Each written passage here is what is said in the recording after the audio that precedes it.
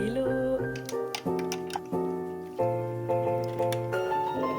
On est le 25 août et j'ai froid. Mais genre j'ai froid aux mains, j'ai froid aux pieds. Je refuse de sortir mes pulls et mes affaires de la rentrée parce que je ne suis pas encore partie en vacances. Du coup, je suis encore dans le mood. Je suis pas partie en vacances. Donc, vraiment, j'ai besoin de sortir mes affaires, utiliser mon maillot de bain au moins une fois.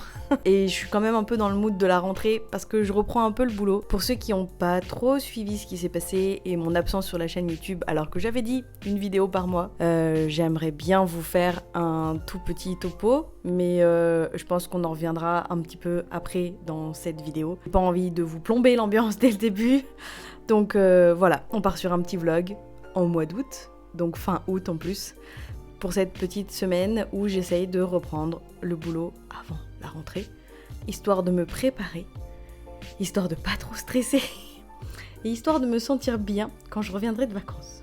Voilà. Allez, je vous emmène avec moi. Que vous avez remarqué qu'il y a un peu du changement dans ce bureau. J'ai fini mon petit tableau ici. Normalement, vous l'avez vu dans la dernière vidéo. On verra ce qui sort en premier. Et j'ai aussi fait un petit coin là. Oh, j'aime trop cette petite lumière.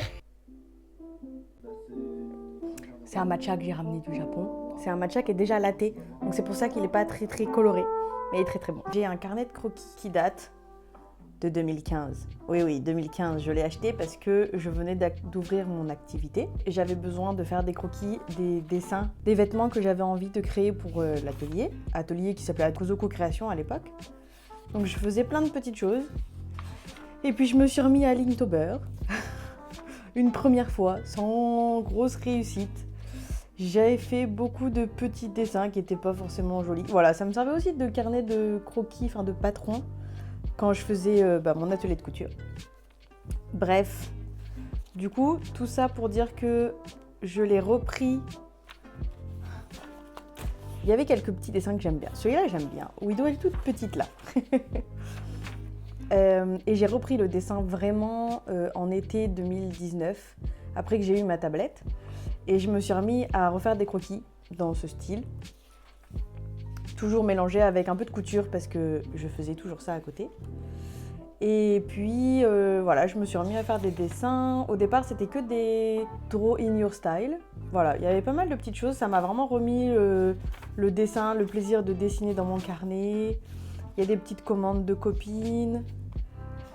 Et petit à petit, j'ai recommencé à dessiner dedans avant de reprendre complètement dans... il est très sympa celui-là. Ah oui, c'est des dessins avec la main gauche. et je me suis remis en 2021 à commencer à faire comme des sortes de petites BD de choses un peu dessinées de ce qui se passait, mais c'était toujours des trucs un peu difficiles, genre comme si je dessinais mes traumas. J'ai un peu du mal à tenir un carnet de croquis pour tenir un carnet de croquis, mais ouais, les moments où ça va vraiment pas, et j'aime bien dessiner. Voilà, là c'est des choses typiques où il se passe rien, et du coup rien qui me fait vraiment plaisir. Mais après là j'avais fait un début de croquis pour... j'avais fait un post Instagram sur l'Artblock. Là c'était pendant les vacances, et c'est les vacances 2022 je crois. Oui c'est ça, parce que là du coup c'est le petit dessin de quand on a eu le feu juste à côté de chez nous, qui a duré plusieurs jours. Et donc voilà, donc je pense que j'ai un petit truc avec dessiner les traumas dans ce carnet. Ça va devenir mon carnet de dessin de traumas. Parce que là, je dessine un peu pendant les vacances. Là, il y a encore eu une autre histoire qui n'était pas tip-top à la maison où je me suis fait agresser plus ou moins à travers la porte. Voilà. Que j'ai dessiné au gris, donc on voit pas très bien. Et puis du coup, il y a ce dessin-là que je suis en train de poster sur Instagram si vous avez envie de le lire. Un peu mieux que ici. Et donc c'est ça que je vais faire aujourd'hui. Il me reste le dernier post à faire.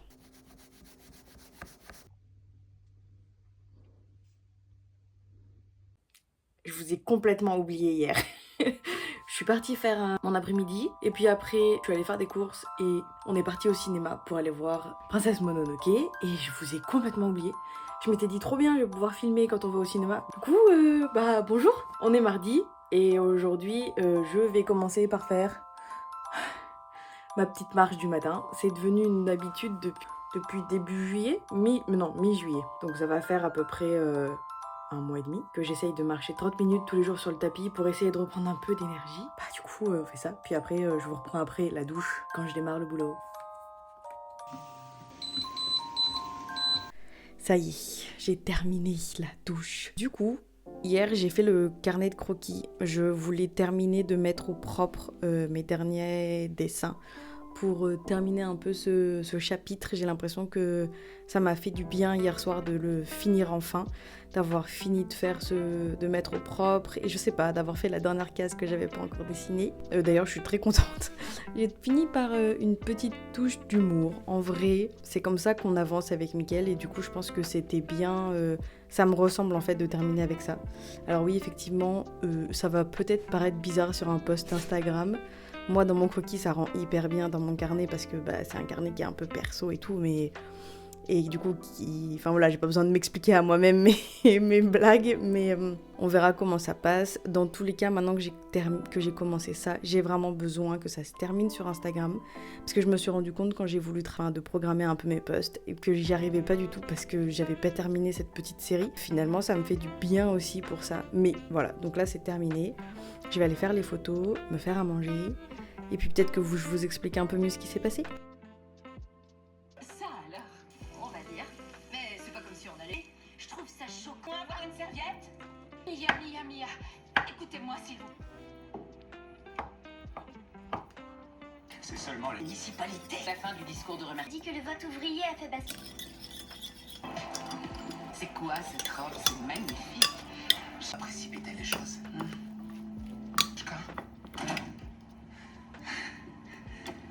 Un mystère, j'en doute, Franck. Il faut pas que... À tous les coups, je vais taper dans le micro. J'espère que ça va aller. Du coup, j'ai mangé. J'ai fait mes photos pendant qu'il y avait encore un peu de soleil, ce qui n'est plus le cas. Du coup, désolée pour la luminosité, c'est pas terrible. J'étais motivée, donc du coup, j'ai fait aussi le nettoyage de tout mon croquis parce que on voit les textes de derrière, donc c'est pas terrible. Et je me suis dit, vu qu'il y a beaucoup de textes, autant que ça soit assez agréable pour vous de le lire en plein milieu là, désolée, mais merci beaucoup pour tous les commentaires que j'ai eus. Je suis un peu étonnée de la bienveillance qu'il y a sur Instagram et sur mon compte Insta. Et j'ai eu beaucoup de messages et beaucoup de messages privés et de commentaires qui sont extrêmement gentils.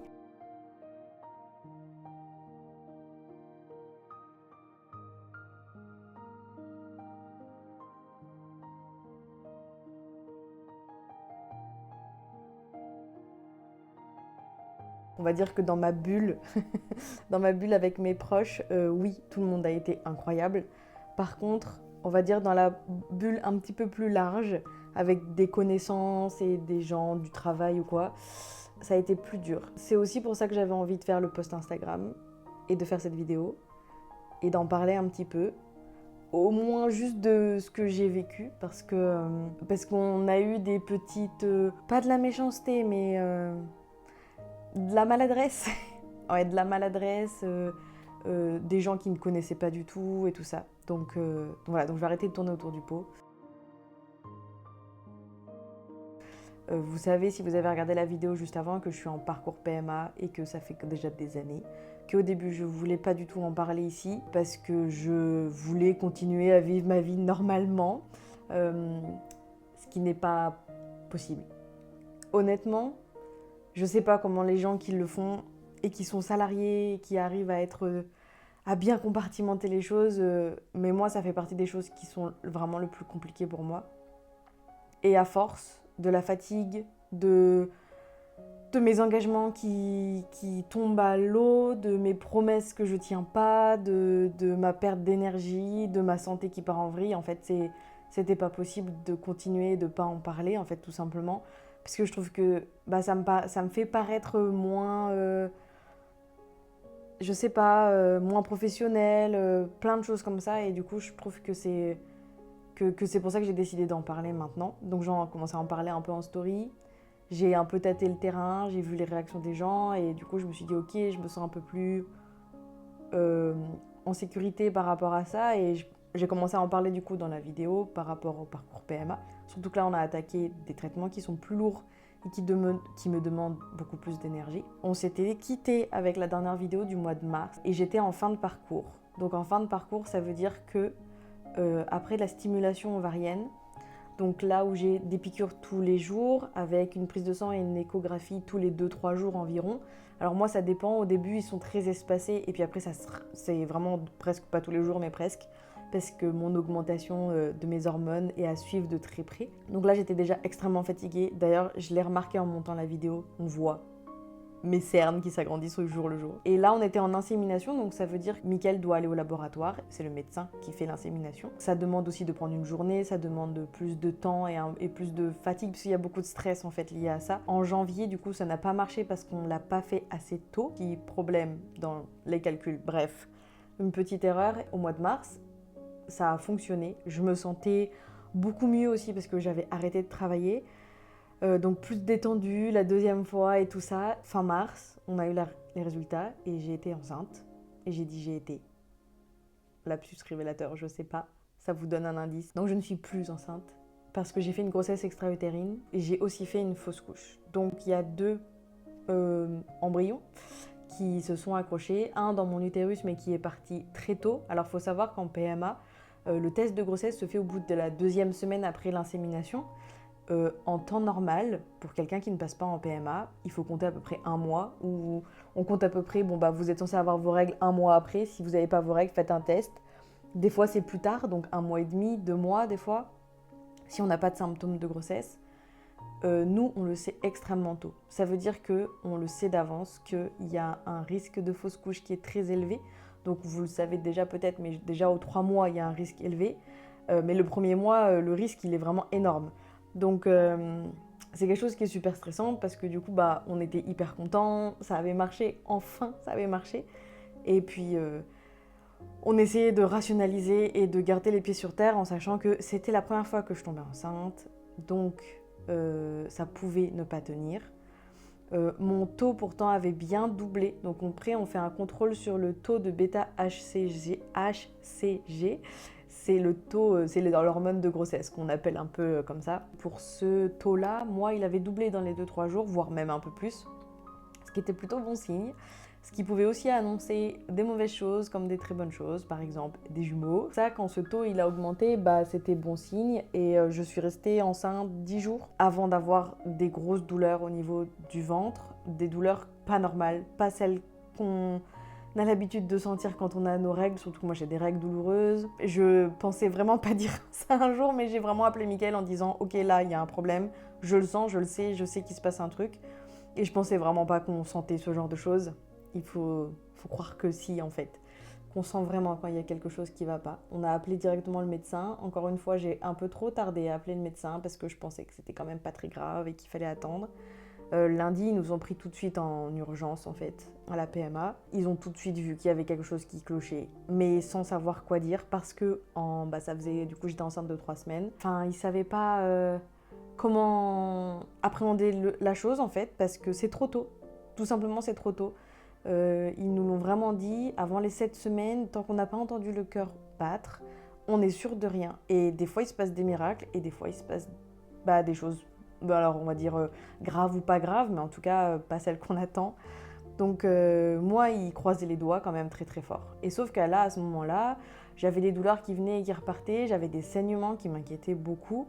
Et puis il y a les angoisses générales quoi, donc il faut essayer de rester calme et pas s'inquiéter, garder espoir mais pas garder espoir, pas garder espoir mais savoir que ça peut arriver. Et en fait tout ça, c'est très contradictoire. Et là en plus cette partie-là, du coup, on avait annoncé à nos proches parce que les gens savaient la date de l'insémination et savaient qu'on allait avoir à peu près une idée. Donc, on a préféré l'annoncer, ce qui fait que dès qu'on a su que j'avais un petit problème, on les a prévenus. Donc, il y avait aussi cette attente au niveau des proches, mais je suis quand même très contente de leur en avoir parlé. Je le referai parce que je sentirais pas d'annoncer une mauvaise nouvelle en même temps qu'une bonne nouvelle. C'est vraiment mon avis, mon opinion. Il y a des personnes qui sont très croyantes et qui ont peur de ça et je comprends. Pour le moment, moi, j'ai vraiment eu besoin d'en parler à mes proches et de me dire, ok, on vous annonce une bonne nouvelle, mais ça risque peut-être de pas tenir. Donc il faut y aller tranquille, voilà, n'achetez rien, ne projetez pas trop, même si c'est compliqué. Et puis dès qu'on a des nouvelles, on vous en donne au fur et à mesure. Mais d'annoncer, en fait, on a un problème, j'étais enceinte, ou voilà, ça c'est un truc que j'arrive pas. Rien que d'en parler, ça me met des angoisses. Donc j'espère que Si ça recommence, je pourrais en parler à mes proches sans m'inquiéter. Pour reprendre un peu le fil de l'histoire, on est resté 3 semaines, enfin pratiquement 3 semaines, à faire des échographies et des prises de sang jusqu'à ce qu'ils aient un diagnostic. Parce que on passait du médecin qui disait ça va le faire, c'est en train de s'accrocher, à un médecin qui disait non, là on voit plus rien, là on n'entend pas le cœur battre, ça se développe beaucoup trop doucement. J'avais mes hormones qui augmentaient, mais pas suffisamment. Mais en même temps, ils te disent oui, c'est possible qu'au dernier moment, tout marche et vous avez le bon taux, on entend le cœur battre et tout va bien. Donc on était vraiment en mode un jour ça allait pas. Au bout de ces 3 semaines, on a changé de médecin, je crois. Enfin, on est tombé sur un autre médecin, un autre échographe. Et là, elle a vu une petite image, mais vraiment un tout petit truc dans la trompe. À ce moment-là, ils prennent pas de risque. Moi, c'est ce qu'ils m'ont expliqué. On peut encore attendre, ou alors on prend pas du tout de risque, parce que si c'est une grossesse extra-utérine, ça peut être extrêmement dangereux. Parce que, en gros, l'embryon s'accroche dans la trompe ou à l'extérieur de l'utérus. Donc il y a soit à l'extérieur de l'utérus, soit au niveau de l'ovaire aussi, il reste accroché à l'ovaire, soit dans la trompe. Et la grossesse n'est viable que si c'est dans l'utérus. Donc là, dans la trompe, ce qui peut se passer, c'est qu'il arrive parfois à avoir assez de sang et d'hormones et tout ça pour commencer à grossir, mais la trompe n'est pas faite pour ça, c'est minuscule. Et donc du coup, ça grossit et ça éclate. Et quand ça éclate, ça crée une hémorragie interne qui peut être assez grave. Donc déjà, l'embryon ne survit pas. Et en plus de ça, la maman non plus, si c'est pas pris à temps. Les grossesses extra-utérines, c'est une urgence vitale quand ça arrive. Alors, dans le post Instagram, justement, j'explique que moi, je me trouve extrêmement chanceuse parce qu'on l'a pris assez tôt, en fait. Et il faut pas que je me mette à pleurer.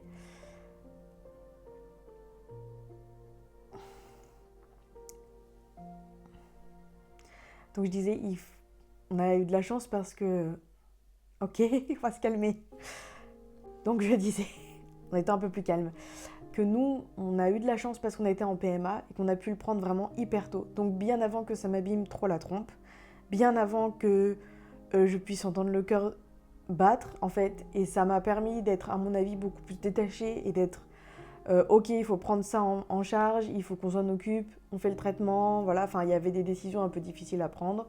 Opération, pas opération, tout ça. Bon, j'en parle un petit peu dans le post Instagram, donc n'hésitez pas, ça complète un peu les informations. Une fois qu'on a su ce que c'était, j'ai été complètement... même Mickaël le dit aussi, on a été soulagés en fait.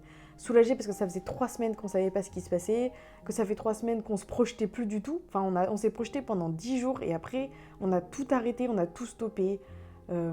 Qu'il fallait continuer à vivre normalement, qu'on n'osait pas trop dire parce que c'est compliqué d'expliquer aux gens... alors je suis enceinte, mais pas vraiment. J'ai des symptômes de grossesse, mais en fait peut-être que tout va s'arrêter. Enfin, c'était super dur.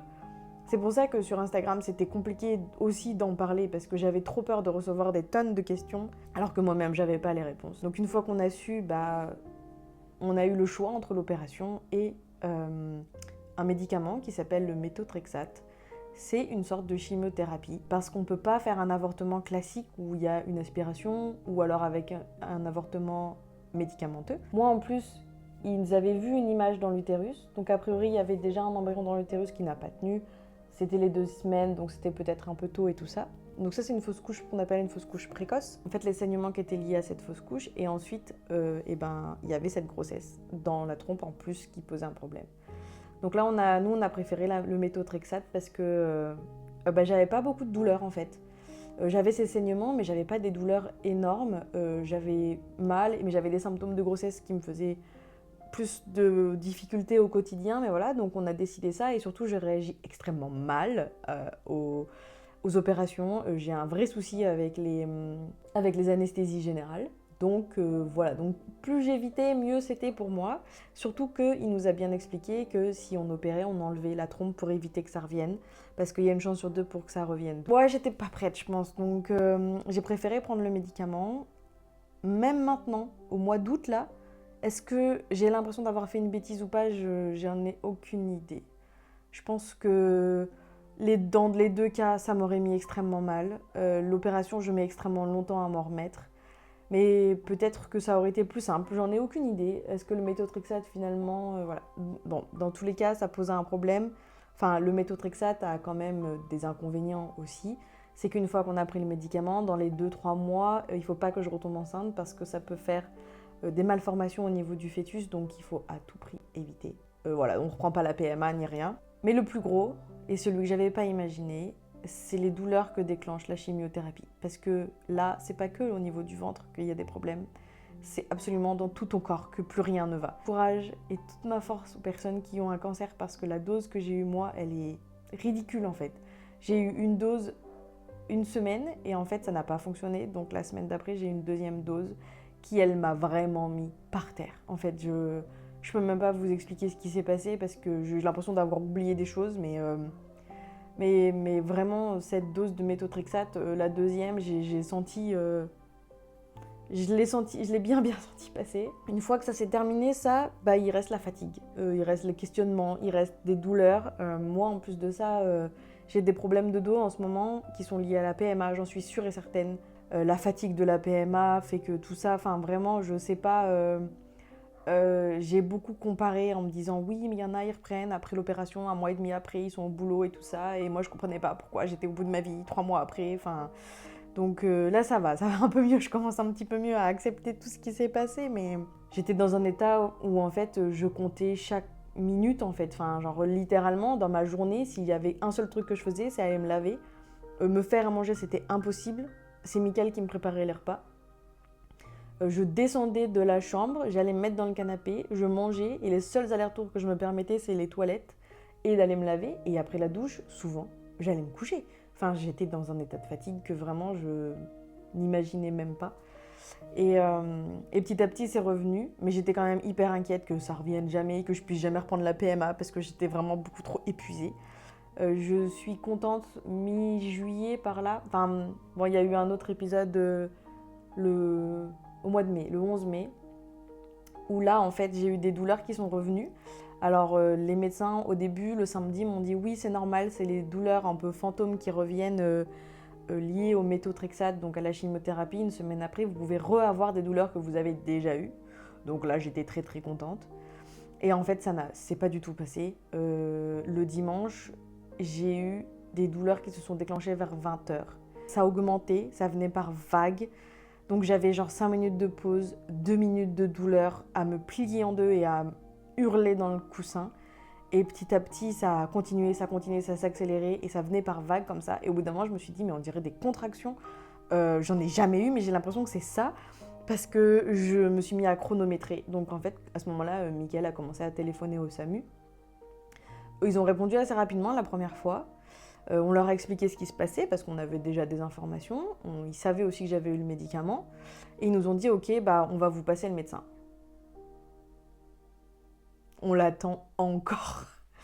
Alors je sais, vraiment disclaimer, mais je sais que le SAMU n'a absolument pas tous les moyens qu'ils devraient avoir. Qu'ils n'ont pas assez de médecins, qu'ils n'ont pas assez de tout, qu'ils ne sont pas du tout assez financés. Les pompiers, c'est pareil. Voilà, la fonction publique va très très mal. Mais là, je me suis dit, quand même, en fait, nous, on avait essayé d'appeler l'hôpital qui nous a dit, il faut appeler le SAMU, vous ne pouvez pas venir aux urgences sans appeler le SAMU. Parce qu'on a des problèmes au niveau de nos urgences qui sont fermées le week-end et la nuit. Donc voilà un petit peu. Donc ça posait un peu un problème parce qu'eux, ils nous ont dit, il faut absolument passer par le SAMU et nous, le SAMU ne répondait pas. Donc au bout d'un moment, on a téléphoné à la clinique où je vais, qui est plus loin de chez moi. Donc c'est pour ça qu'on n'a pas appelé tout de suite. Qui nous ont dit de venir instantanément, le plus vite possible, de préparer un sac si jamais il faut passer la nuit et si jamais je dois être opérée. Donc là, on a été pris en charge, il n'y a rien à dire. Le seul souci, c'est que je suis pris en charge du coup à la maternité et que y avait d'autres mamans qui arrivaient, qu'elles étaient enceintes et que je me suis sentie beaucoup moins légitime peut-être. Il s'est passé pas mal de choses et j'ai fait la petite souris, voilà. Donc j'en suis pas forcément très très fière. J'ai appris plein de choses pendant cette période-là et du coup, j'espère que je ne referai pas toutes ces erreurs-là, surtout pour moi, ni pour le bébé si jamais il y a un bébé qui revient.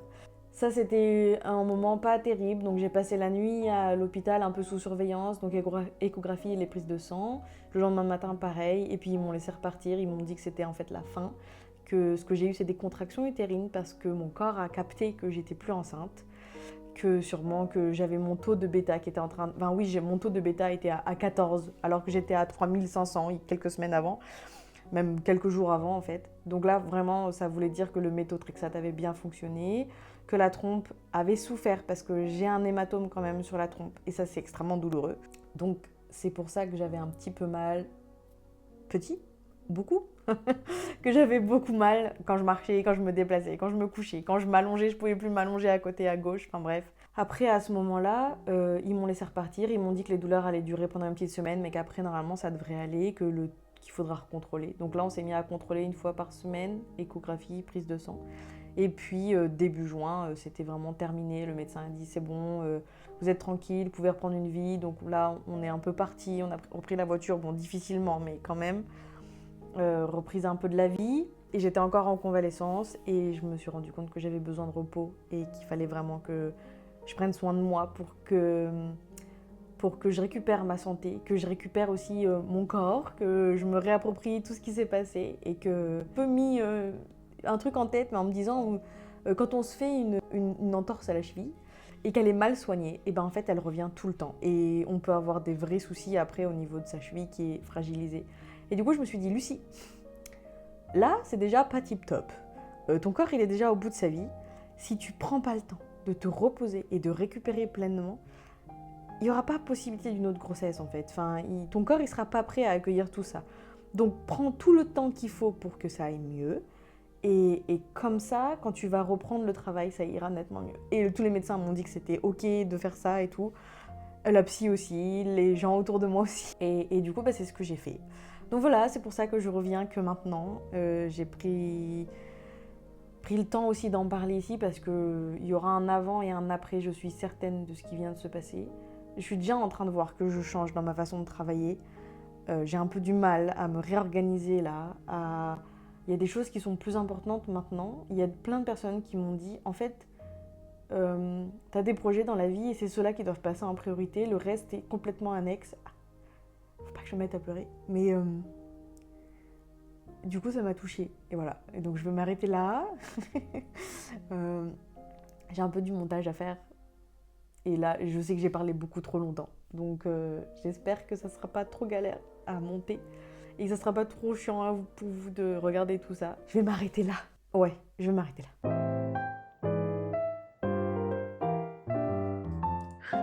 Ça va, Wido?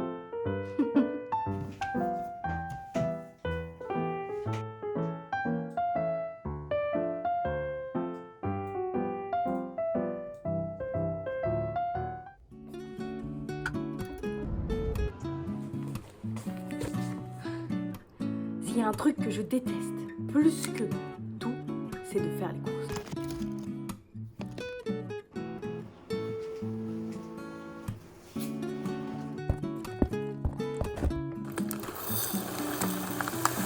Bon, la corvée des courses est terminée. Hier, j'ai galéré de fou sur l'ordinateur. J'ai de plus en plus de problèmes, c'est insupportable. Il va falloir que je réfléchisse sérieusement à acheter un nouvel ordinateur. Je n'ai pas du tout la trésorerie au niveau de mon activité, donc il va falloir que je trouve une solution. Ça veut dire que, allez faire un tour sur ma boutique en ligne, s'il vous plaît. Parce que je n'arrive plus du tout à faire le montage en fait sur l'ordinateur. Je suis obligée de l'éteindre et de le rallumer parce que ça rame en fait. J'ai pas assez de mémoire vive donc et mes fichiers sont de plus en plus lourds. Là, la dernière vidéo, elle fait 14 Go et mon ordi le supporte plus du tout. S'il vous plaît, venez au salon, reposter mes vidéos, partagez cette vidéo à plein de gens qui découvrent mon boulot et qui aient envie d'acheter des choses parce qu'il faut vraiment que j'investisse dans un nouvel ordinateur. Voilà, c'était un petit bout. Non, mais sinon, vraiment, en fait, 2024 m'a mis très très mal au niveau de ma trésorerie. J'avais largement suffisant pour me racheter un ordi là. Et en fait, plusieurs marchés n'ont pas marché, ont été à perte.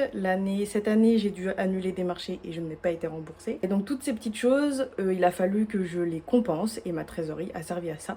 Donc je m'en suis bien sortie quand même, mais du coup je n'ai pas assez de trésorerie là actuellement pour me racheter quoi que ce soit.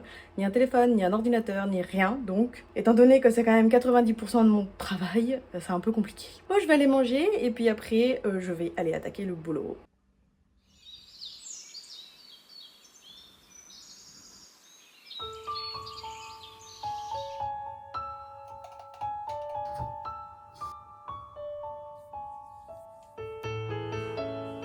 J'ai quasi fini ce nettoyant.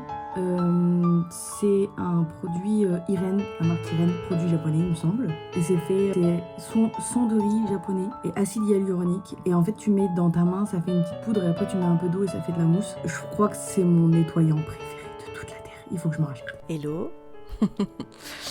On se retrouve après un ravalement de façade comme il se doit. Hier je vous ai oublié complètement. En fait, j'avais un rendez-vous que j'attendais depuis très longtemps et qui m'a pris une bonne partie de la matinée. Et voilà, donc du coup hier j'ai fait ça et finalement dans l'après-midi ça m'a mis un espèce de petit coup de fouet et je me suis mis à travailler pas mal sur le bureau. J'ai beaucoup avancé sur des petites choses, tous mes mails, le montage de la vidéo j'en ai fait aussi hier soir. J'ai quasi fini mais il me manque un peu des trucs. Je vais continuer aujourd'hui. Je suis en train de faire la mise à niveau de ma page Tipeee. Je vous la mets ici parce que je l'ai lancée au mois de février-mars, et après il s'est passé tout ce qui s'est passé, du coup j'ai complètement abandonné et j'aimerais bien remettre du contenu dessus, surtout que je vous en avais parlé dans la vidéo que je suis en train de monter, donc normalement vous le saurez, mais je vais mettre toutes les photos. Attendez, je vous montre. Vous savez, mon petit calendrier que j'avais fait pour le calendrier de l'après, premier jour de l'an, quand vous avez ouvert votre calendrier, si vous en avez pris un, il y avait un calendrier comme ça de bureau que vous pouvez poser. Et en fait, il y a plein de petites illustrations que j'ai faites, mais beaucoup plus simples que ce que je fais d'habitude. Et je m'étais dit que ça serait... Enfin, qu'ils sont vraiment bien faits dans le sens où je peux en faire des coloriages. Donc, mon téléphone a coupé. Du coup, je sais plus où j'en étais, je vais en faire des coloriages, donc je vais vous les mettre sur Tipeee si ça vous dit. Je les mettrai au fur et à mesure après les autres et puis ça vous fera un petit coloriage à faire et un petit truc à imprimer et ça sera sans contrepartie cela. Je pense que je vais les mettre comme ça parce que j'ai envie d'en avoir un peu, avoir des choses un peu sans contrepartie. Je mettrai aussi quelques illustrations, je pense peut-être une illustration de Okinawa là que j'avais faite et que j'ai jamais mis en ligne. Enfin voilà, je me dis que ça pouvait être des petites choses comme ça que je pourrais faire sans contrepartie. Et puis après, il y a des contreparties pour avoir plus de choses et accéder à plein de choses, comme par exemple les vidéos YouTube en avant-première et tout ça. Et voilà, donc n'hésitez pas à me dire s'il y a des choses que vous avez envie de retrouver sur cette page. Si finalement les cartes postales ça vous intéresse pas trop, peut-être que vous préférez des stickers ou des marque-pages ou autre chose. Voilà, je sais pas. Je suis ouverte à toutes vos idées, donc n'hésitez pas à me dire dans les commentaires.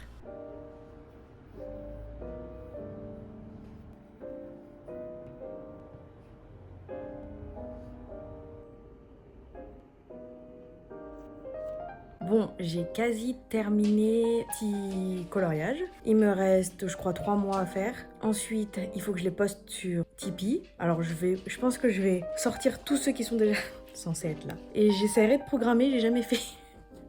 J'ai jamais essayé de programmer sur Tipeee, donc ça va être l'occasion. J'ai mis à charger ma tablette parce qu'elle est en train de rendre l'âme. Et puis je vais manger en attendant. Je me suis fait une salade, alors je suis désolée pour les cozy girls de l'automne là. Je suis pas encore dans le mood.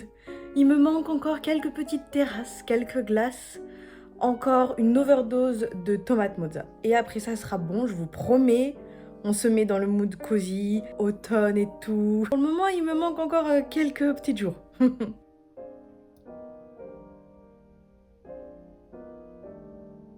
J'ai pris un café avec le plus beau mug de la Terre. Petit gâteau, voilà. Puis je vais continuer mon travail sur la page Tipeee. J'ai des mails aussi à faire et des coups de téléphone. Et je pense que ce soir, je vais me faire une récompense de fou. J'ai prévu de cuisiner un butter chicken avec du riz et de jouer aux Sims parce qu'on est vendredi soir et que j'en ai besoin. Voilà. Il est 17h24. Je suis épuisée. Je crois que j'ai le coup de barre là, ça y est. J'ai terminé de faire tous les coloriages, mais alors tous, même ceux de la fin de l'année. Du coup, j'ai fait tous les posts aussi sur Tipeee. Donc je vous fais un petit récap. En fait, Tipeee, c'est une page qui permet de soutenir les créateurs. N'importe quel créateur d'ailleurs au passage, il suffit d'aller regarder un petit peu. Je vous ai mis, en fait, vous avez plusieurs solutions. Soit vous soutenez comme des tips, donc comme des pourboires que vous donnez à quelqu'un. Donc vous pouvez mettre le montant que vous voulez et vous le faites autant de fois que vous voulez. Donc ça peut être une fois là, maintenant, et puis pas à refaire après. Vous pouvez le faire aussi mensuellement. Et du coup, je vous ai mis, pour les personnes qui veulent faire mensuellement, des contreparties. Donc ça veut dire que par exemple, si vous faites une contrepartie pour 2 € par mois, donc c'est le premier palier. Dedans, je vous envoie un fond d'écran ou un coloriage chaque mois. Donc c'est des choses qui sont exclusives, qu'il n'y a pas dans les autres. Tu as accès aussi aux newsletters, aux coulisses et tu as aussi accès à mes vidéos en avant-première. Donc avant que ça sorte sur YouTube, voilà. Et sinon, j'ai aussi fait un petit palier qui s'appelle le latte voyageur, parce que je l'ai fait au thème du coffee shop, j'aime trop. Pour ce palier, tu as tout ce qu'il y a avant le palier, mais tu as aussi une carte postale qui est envoyée une fois par mois, et c'est une carte postale soit de photos du Japon, soit une illustration exclusive du Japon aussi. Donc voilà, si jamais ça vous intéresse, je vous mets le lien dans la description. Et du coup, voilà, là je commence à reprendre tout doucement, donc je vous ai mis des choses qui sont gratuites, il n'y a pas besoin, vous pouvez juste y accéder comme ça. Et petit à petit, ça va se remplir, j'ai hâte, j'espère que ça va aller. J'aimerais bien programmer un peu du contenu dessus, comme ça au moins, si jamais j'ai des problèmes de santé, vous avez quand même vos affaires. Je me suis chauffée pour faire un petit peu de montage vidéo, j'ai 30 minutes de vidéos où je suis en train de parler, je fais beaucoup de blabla, donc je pense qu'il va être sympa à regarder. Mais qu'est-ce que c'est long à monter, mon Dieu.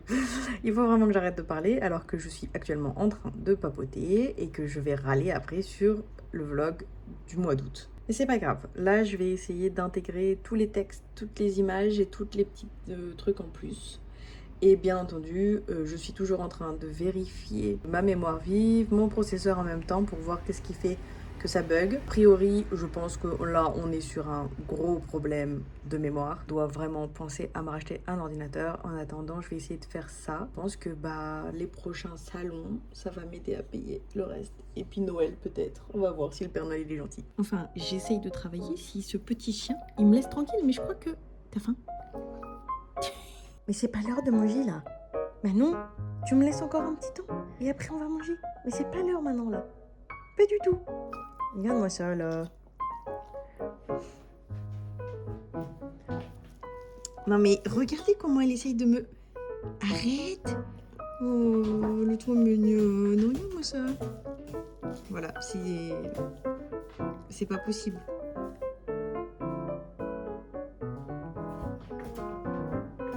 Vas-y, essaye de charmer YouTube un petit peu, Wido. Hein, tu vas pas essayer de leur dire acheter des illustrations à ma maîtresse pour mes croquettes. Bon, je sais pas si ça va marcher. J'ai trop envie d'un butter chicken en ce moment, mais j'ai un peu la flemme de faire la recette. Alors j'ai acheté cette sauce. On va voir ce que ça donne.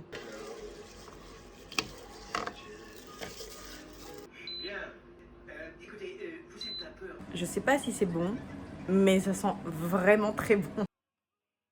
Bon, j'espère que cette vidéo vous a plu, mais surtout si tu as tenu jusqu'à la fin, mets un petit smiley en forme de biberon dans les commentaires. On se retrouve bientôt pour une vidéo plus axée dessin, promis. Et pour ne pas la louper, abonne-toi. Merci.